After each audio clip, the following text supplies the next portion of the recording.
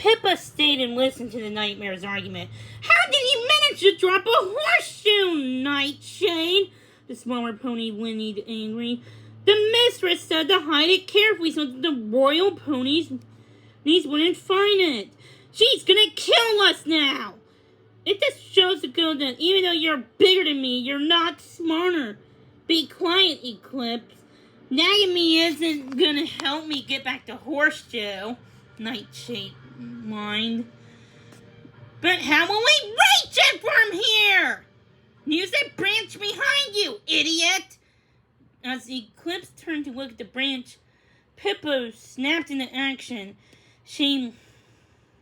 With trembling hands, she reached up to hook the golden horseshoe from down the ledge. It was very heavy, and although Pippa's stick was strong and long enough to touch it, she couldn't drag the horseshoe toward her. Swallowing her frustration, she tried again. What's happening? Called Stardust. Have you got it yet? Shh, Pippa whispered. But it was too late. Who's that? Nightshade asked. She peered over the rock and her eyes locked with Pippa's. Eclipse! It's a girl! She neighed. And that little brat's stealing my horseshoes! Prancing ponies! Cursed Eclipse!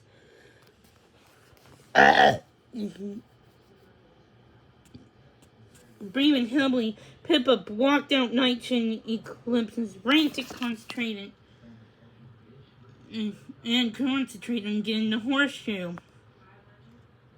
Using both hands to hold the stick and hoping that Stardust wouldn't move a muscle, she dragged the horseshoe down, but Eclipse also found a stick, and she was trying to pull the horseshoe up.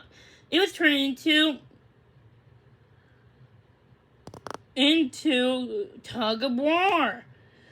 Eclipse's stick was larger than Pippa's,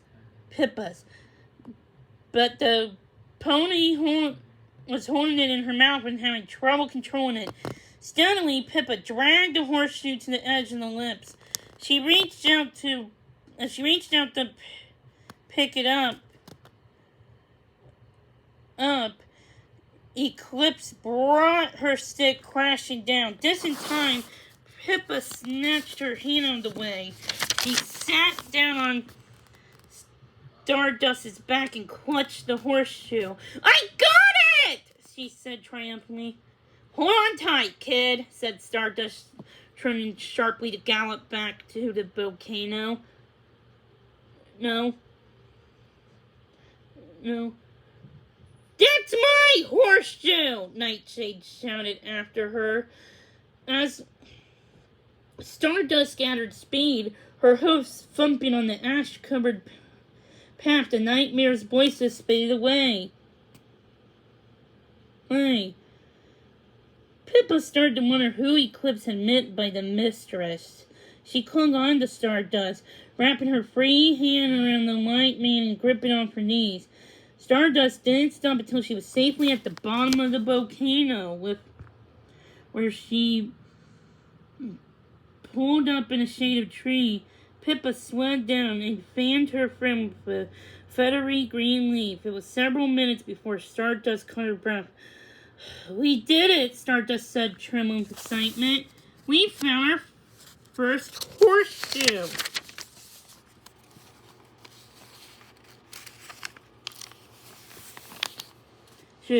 I can't wait to show Mom and Dad. They'll be so thrilled. Pippa's smile was so wide it almost reached her ears, but her stomach felt nervous. That had been so scary. You were so right. It was the nightmares who stole the horseshoes. She hoped the 7 other horseshoes would be easier to retrieve, but what if they couldn't find them? What do you think? Stardust asked impatiently, pawing at the ground with her hoof.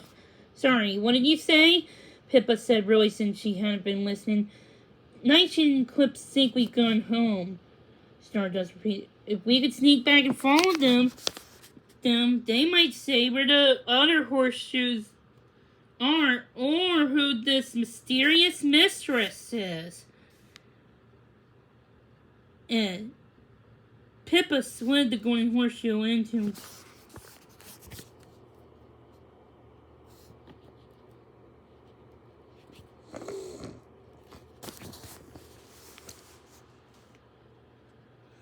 in her pocket. I think we should take this one back to the castle first and hang it where it belongs. We don't want to lose it again. Stardust sighed. Her new friend was very sensible. You're right. The horseshoe needs to be back on the wall so that it can pick up the love from all the horses and pony lovers around the world. It's what keeps Shabella alive. In silence, they hurried to the castle by entering the back door and going out straight to the royal court.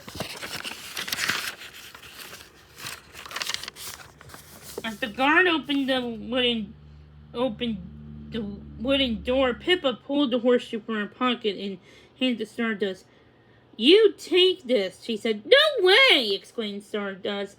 Girl, you rescued it. You can give it to Mom and Dad.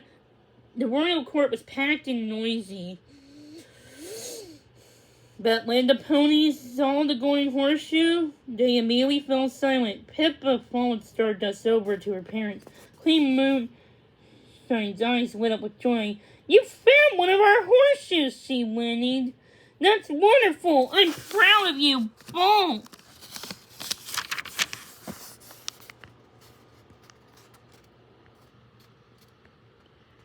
This is fantastic, King Firestar agreed, stamping his large hoof. Now the horseshoe must be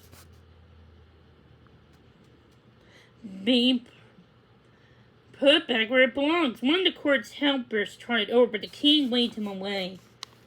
Thank you, Conqueror, but I shall hang this horseshoe myself, he said.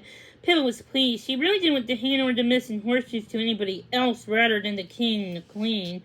A procession of horses followed them to the whispering wall where King Firestar rehung the horseshoe.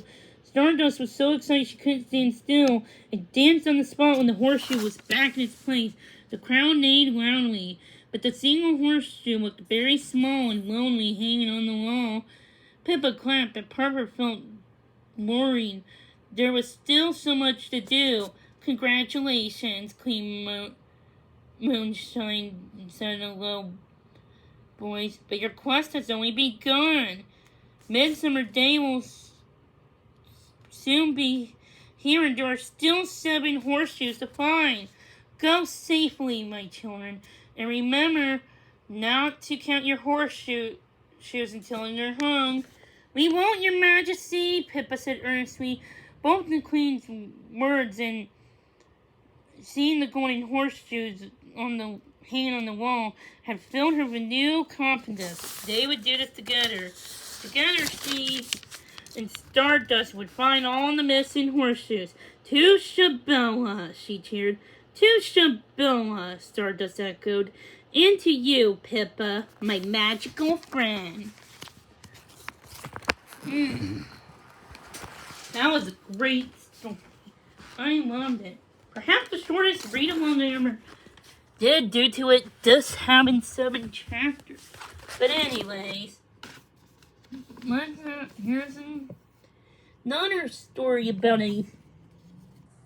some happy little animals. Life in the Doghouse. Millie, Daisy, and the Scary Storm. Coming October 26th.